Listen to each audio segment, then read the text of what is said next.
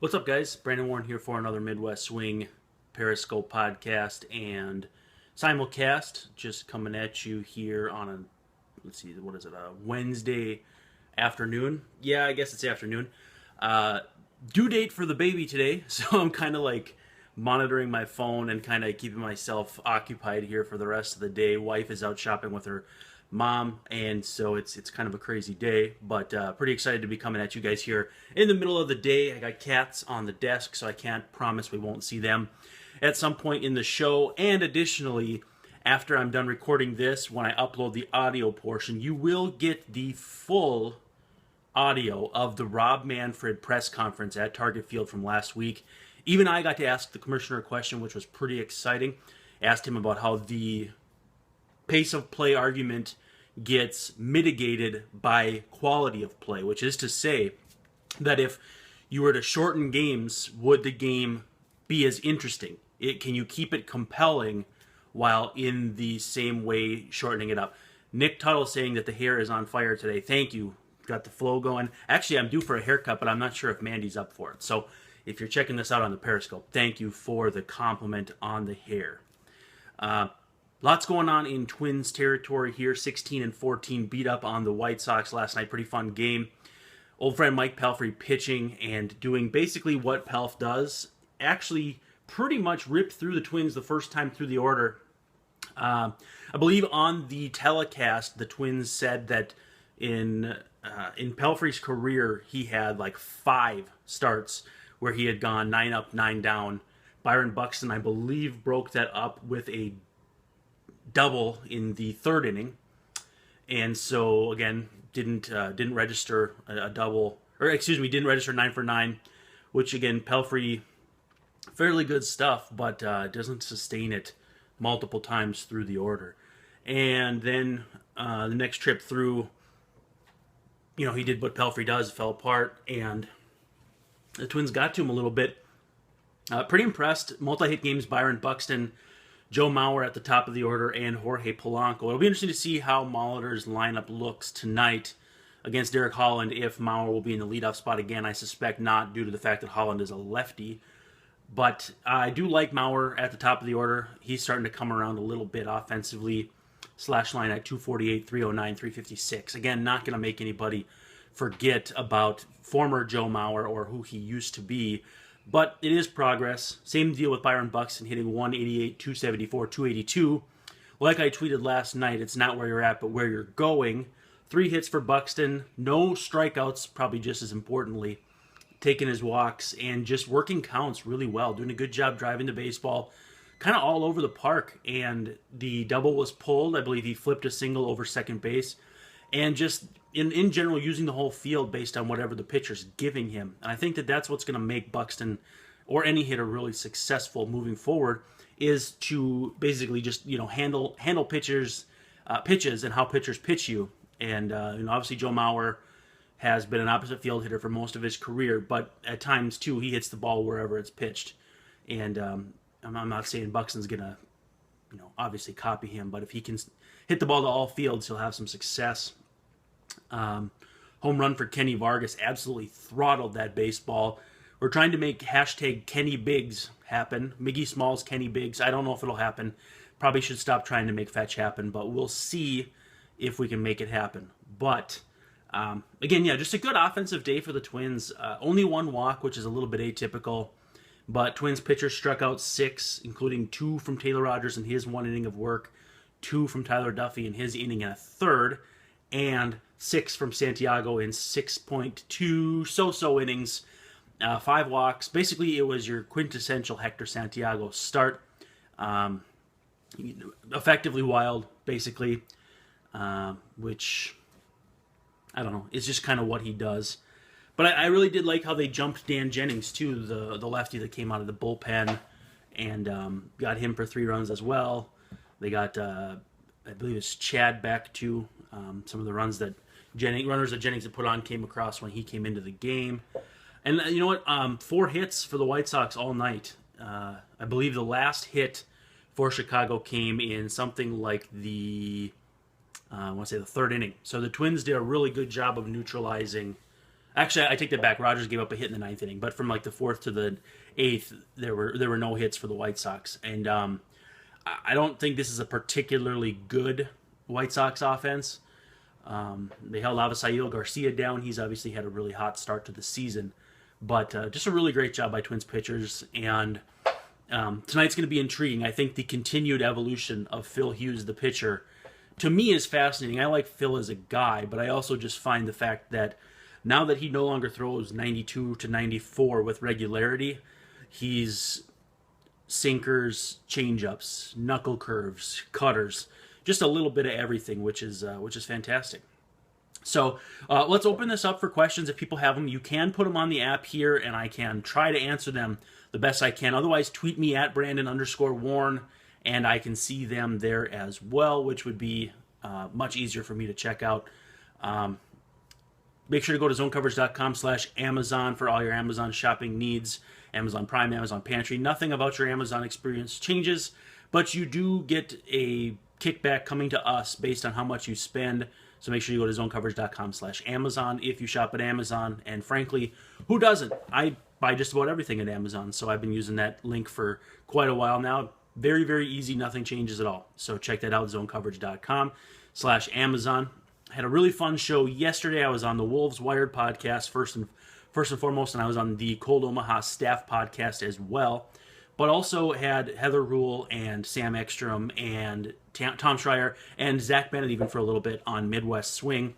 Talked about the Twins start, the Joe Mauer walk-off home run, the last homestand with the tough Red Sox series that wrapped it up, and just a lot of fun chatter. So anyway, yeah, if you guys have questions, we'll run about 20 minutes here today. Feel free to tweet me. Feel free to send it on the app here. Whatever you think will be easiest. We can talk a little Ervin Santana trade talk, since today that's kind of been the big talker online and on the radio, whatever. It would be interesting. Jay Daniel wants to know how many more days of being asked about when Berrios will be up. Yeah, that's a great question. I think it's got to be Saturday, which is what, today's Wednesday, so 3 days away. I do think it's got to be Berrios. I don't know that Mejia is ready. Interesting enough, Kyle Gibson had a very good start last night for Rochester. I mean, I say very good. It was fairly good. You would kind of expect him to go down to AAA and dominate. I mean, he hasn't pitched in AAA regularly since 2013, so it's not like that's a level he should struggle at. So it's going to be a process for him to get back to the big leagues and steal a starting job, whether it's from Nick Tepish, who's going tomorrow, or, whoever it ends up being. Speaking of Ervin Santana, yeah, there's trade talk about what his value would be if they should keep him.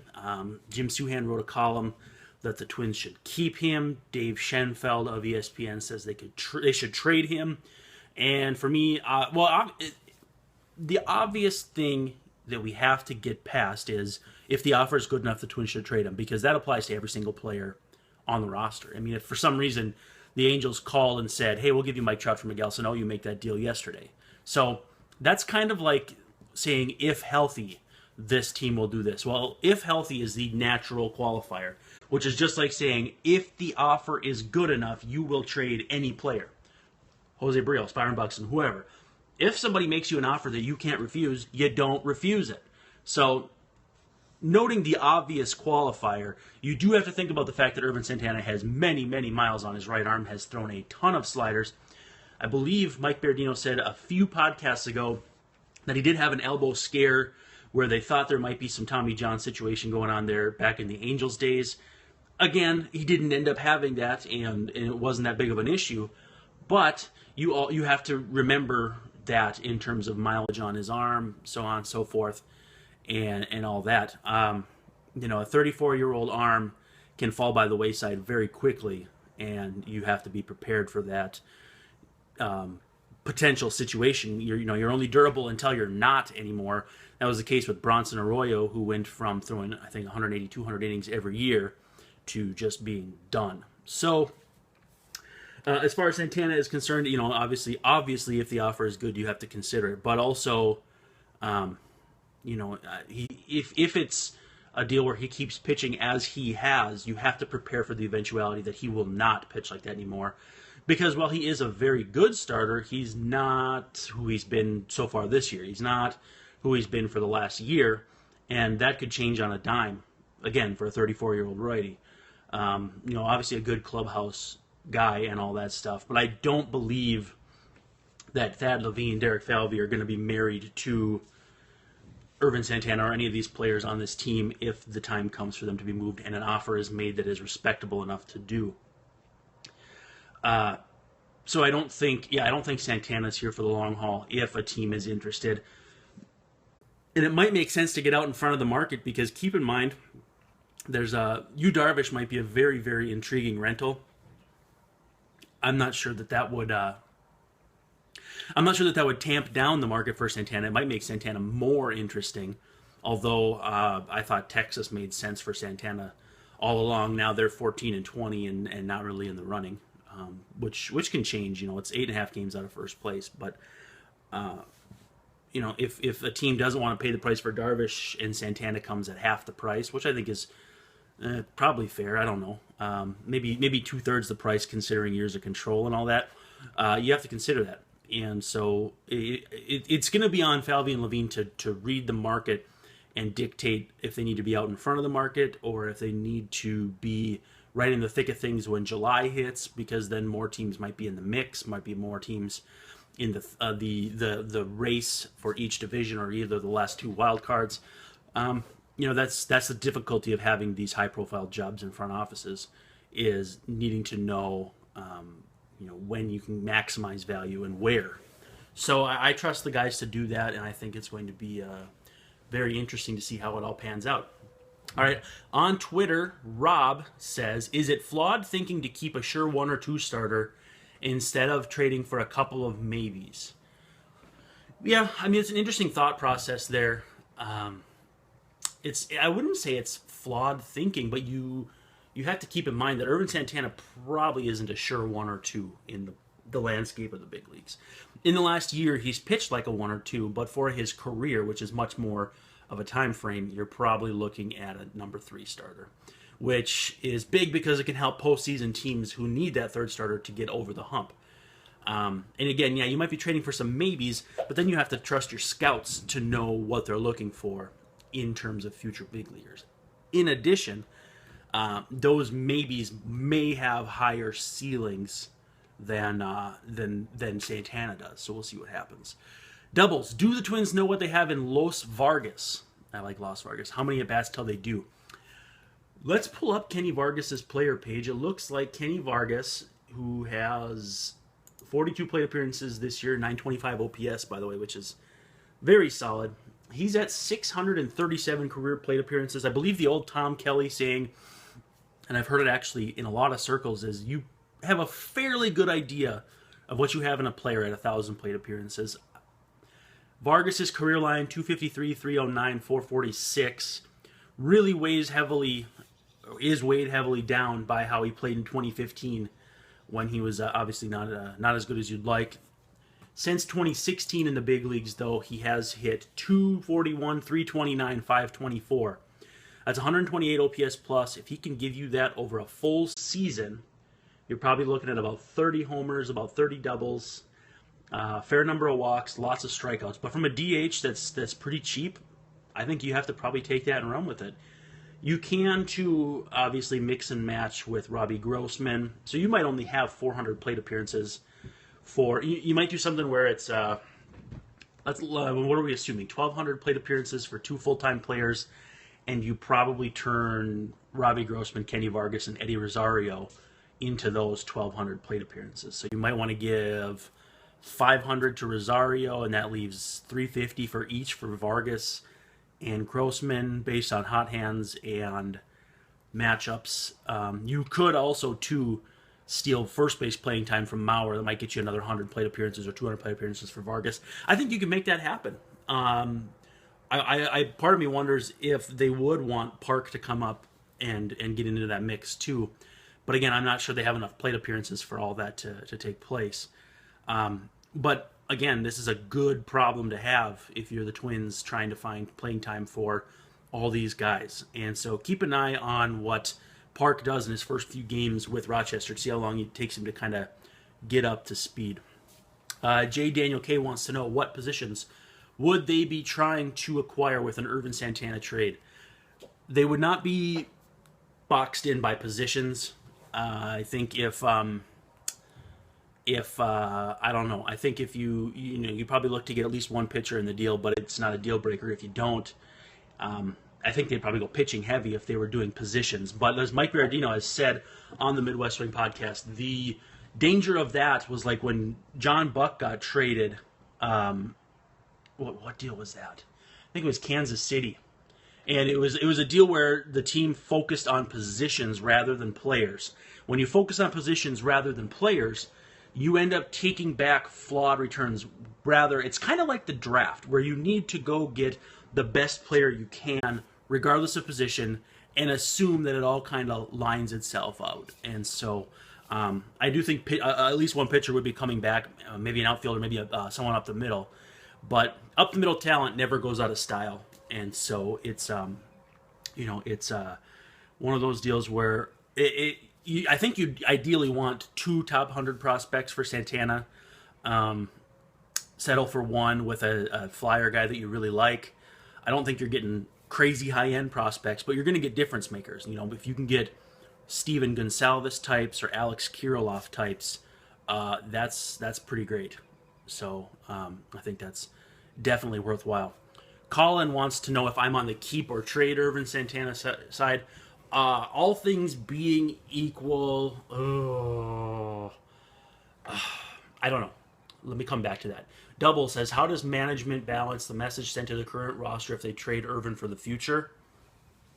I don't know. I mean, I think these guys get it that they're not expected to do to win the division this year, and I think that it all depends on the return. Where Double says it's basically telling the current guys we don't believe in you.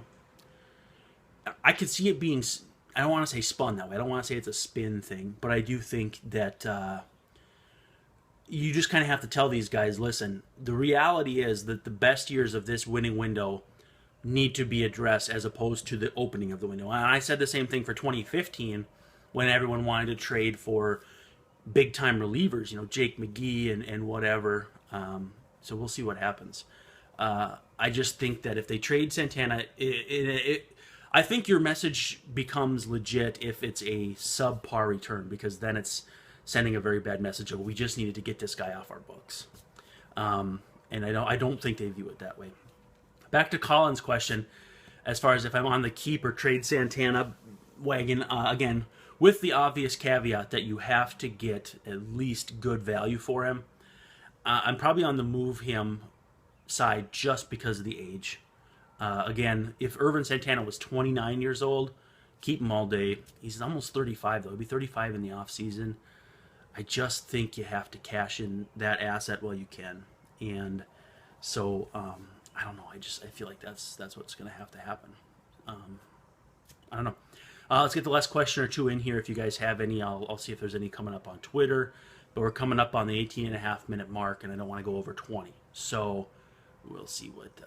Okay, Superfan MN says, control over him into his age 37 season on a team that will be in the playoffs for then he stays. That's not a bad take. I don't think it's a bad take at all. It's just his elbow could blow up so easily in the next 2+ years. You have to protect yourself, and the option protects you, but it also protects any team that you trade him to, and that's what makes him such a valuable commodity. It's not a rental. It's not a 1-year deal. It's as many as 2-year deals with the protection on that 3rd year, the second full year. So I just think that that's where the value comes from. All right, guys, thank you for joining me on this special afternoon Midwest Swing podcast. The next time we all speak, I will probably be a dad, and that's pretty cool. Anyway, thanks for checking us out. Peace.